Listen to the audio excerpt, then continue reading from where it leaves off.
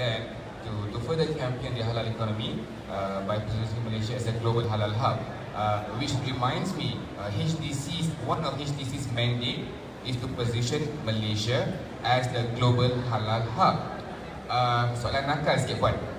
That this was defined 14 years ago? It was actually, we have completed that. That's from the first blueprint.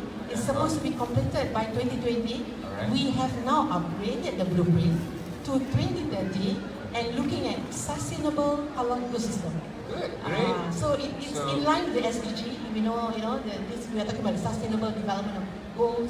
So we are going for a sustainable in terms of economy, in terms of the well-being of the people. That's where the healthcare is very important. All this actually encompass in terms of sustainability of the lifestyle of human. Yesterday there were a couple of points talking about working in silos.